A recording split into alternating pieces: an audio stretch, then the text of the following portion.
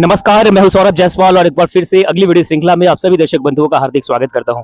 दोस्तों, आपको याद होगा ये चेहरा, ये है राजेश कुमार सिंह। और पिछली वीडियो में राहुल द्रविड़ जी के संदर्भ में मैंने जो वीडियो बनाई थी, उनके जबड़े वाले फैन से मुखातिब करवाया था मैंने दर्शकों को, और उस वीडियो को आपने बहुत प्यार दिया था और नो डाउट वो क्रिकेट की परिचर्चा आप लोगों को बहुत अच्छी लगी। और एक बार फिर से राजेश कुमार सिंह जी हमारे साथ हैं और क्रिकेट से बहुत ही गहरा लगाव रखते हैं। तो राजेश, मुझे तो लगता है कि साउथ अफ्रीका के इस दौरे में शुरुआत जो हुई है वो हम लोग T20 इंटरनेशनल की सीरीज को जीत करके की है। तो सबसे पहले तो जीत की बहुत बहुत बधाई। और इस जीत में क्या क्या निकल के आया सामने, कौन कौन सी बातें जो दर्शकों के साथ साझा करना चाहेंगे, जो इस समय आपके दिल में हिलोरे मार रहे हैं? जी, सभी दर्शकों को मेरी ओर से बहुत बहुत शुभकामनाएं, बधाई।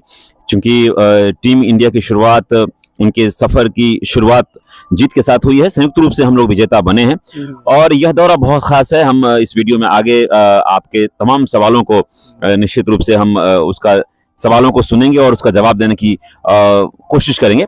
तो पहले तो जीत की बहुत बहुत बधाई। जी हाँ, आरंभ हो प्रचंड, वाकई जी। तो यह दौरा, इसके बारे में मैं क्या कहूँ, बहुत ही मायने रखता है। और चूंकि आपको पता है कि जितनी भी टीमें टेस्ट खेलती हैं, भारत ने रिसेंट 2018 का वो दौरा ऑस्ट्रेलिया का याद होगा, वहां पर भी टेस्ट श्रृंखला जीत ली। तो सिर्फ एक साउथ अफ्रीका ही ऐसी टीम बची है जिसके खिलाफ साउथ अफ्रीका में जाकर भारत ने अब तक कोई टेस्ट श्रृंखला नहीं जीती है। टेस्ट जीता है भारत ने, भारतीय टीम टेस्ट जीती है, लेकिन टेस्ट श्रृंखला नहीं जीत पाई है। तो ये बहुत बड़ा ये दौरा होने वाला है। अभी जो टीम की स्थिति है, आपको क्या लगता है कि साउथ अफ्रीका में जाके हम लोग टेस्ट सीरीज क्या जीतने के इस बार हकदार हो सकते हैं? कैसा लग रहा है इस बार के माहौल को देख के और जो टीम जैसा प्रदर्शन कर रही है उस माहौल को देख करके? देखिए, मैं तो फिर से वहीं पे नहीं कहते हैं, घूम फिर कर आऊंगा। श्रीमान भरोसेमंद राहुल द्रविड़ जी, उनके कोच का उनका जो कार्यकाल है वो बढ़ाया गया है और कार्यकाल की जो शुरुआत है उसमें उन्होंने जीत हासिल की है। तो मैं इसे इस रूप में लेता हूं कि जब टेस्ट सीरीज का पहला मैच होना था, हालांकि वो बारिश में धुल गया, लेकिन मैंने कहा कि जब अच्छे कार्यों में, यानी या पूजनीय कार्यों में कहा जाए, क्योंकि हम लोग भारतीय हैं तो पूजा को हृदय से लेते हैं, आस्था से जुड़े रहते हैं। तो अगर किसी कार्य में अगर बारिश हो जाए ना तो वो शुभ होता है। तो मैं इसे इस रूप में लेता हूं, बतौर प्रशंसक भी और बतौर एक छोटा मोटा समीक्षक भी आपने मुझे बना ही डाला है। तो जब शुरुआत इतनी अच्छी हुई, अभी आपने कहा कि आगाज वो जो प्रचंड आरंभ हो प्रचंड, तो जब इस तरह की शुरुआत हुई है तो निश्चित रूप से लगता है कि इतिहास इस बार हम रचेंगे और साउथ अफ्रीका को हराएंगे और टेस्ट श्रृंखला पहली बार जीतेंगे साउथ अफ्रीका में। जी, भारतीय क्रिकेट टीम अलग अलग फॉर्मेट की अगर बात की जाए, T20, टेस्ट या फिर ODI की अगर बात की जाए, तो तीनों में कैप्टन बदल जाते हैं बार बार खिलाड़ियों का भी इतने मतलब रूप से चेंज कर दिए जाते हैं। तो इसके पीछे क्या राज चल रहा है? क्या मतलब बार बार कैप्टन बदलने के पीछे क्या प्रयोजन हो सकता है BCCI का?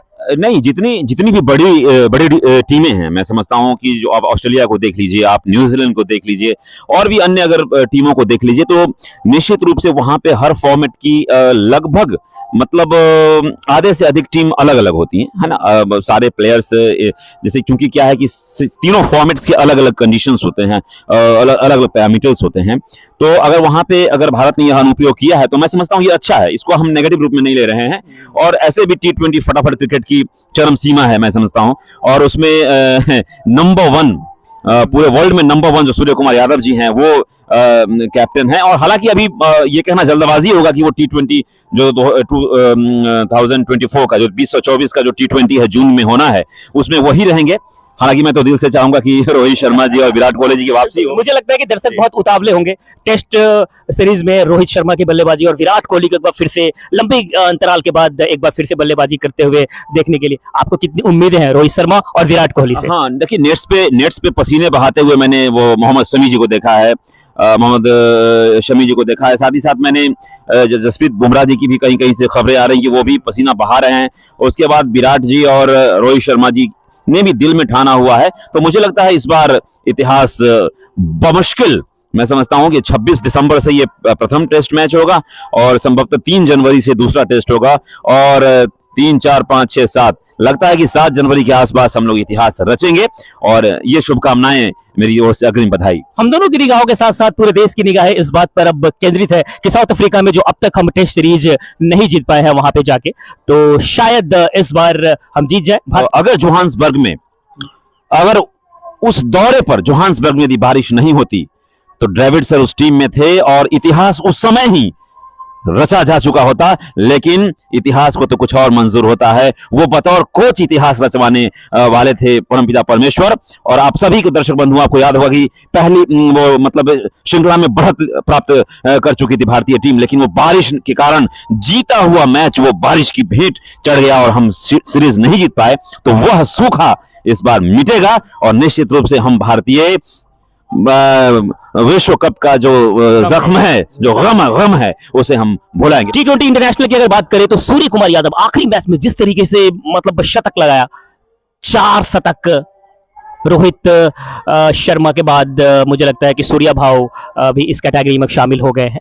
तो इस संदर्भ में थोड़ी सी चर्चा हो जाए दर्शकों के साथ। देखिए, काफी देर उनकी एंट्री हुई है, लेकिन जब कहते हैं ना कि आप सूरज को ज्यादा देर तक, ज्यादा समय तक आप बादलों के बीच में ढके हुए नहीं रख सकते हैं। सूरज निकलेगा, अंधेरा छटेगा, और वही हुआ।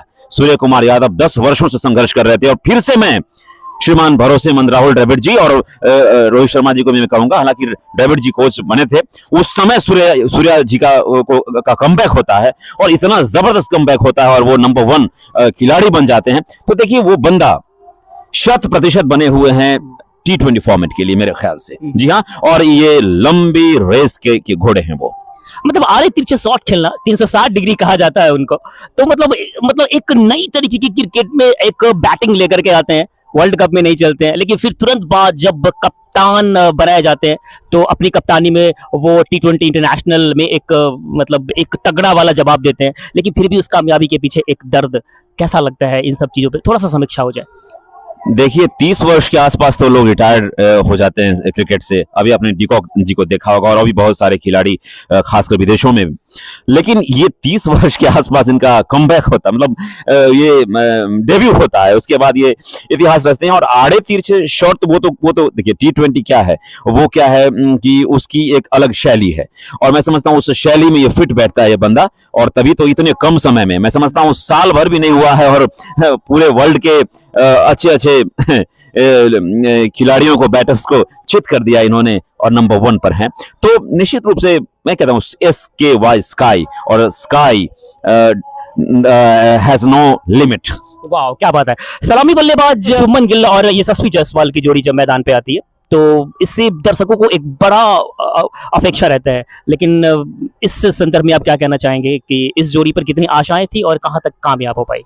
यशस्वी का भी नाम उसमें यश जुड़ा हुआ है, और जिस कहते हैं ना कि वो पानी पूरी बेचने से जो सफर इनका शुरू हुआ था, और जितने संघर्ष इस बंदे ने संघर्ष देखा है, संघर्ष के वो दिन देखे हैं, ये मील का पत्थर साबित होगा। मैं सौरभ जी आपको बता रहा हूं, और दर्शक हमें सुन रहे हैं, मील का पत्थर साबित होंगे। और शुभमन गिल, शुभ है इनके साथ, सत्यम शिवम सुंदरम शुभ, सब कुछ इनके साथ ही है, और काफी अच्छे दिखते हैं। और मुझे पता है कि हर इंटरव्यू में आप मुझसे शुभमन गिल की चर्चा जरूर करवाते हैं, because you are a fan of Shubman Gill, that is Y.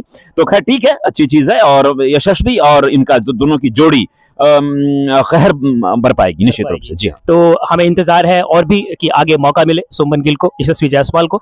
और इस वीडियो के माध्यम से मैंने ये क्रिकेट के चंद कुछ सुखनुमे पल हमने दर्शकों के साथ शेयर किए। मिलते हैं अगले वीडियो श्रृंखला में, तब तक अपना प्यार बनाए रखिएगा। और अब हमें यानी सौरभ जायसवाल और राजेश कुमार सिंह को दीजिए इजाजत। जय हिंद, जय भारत।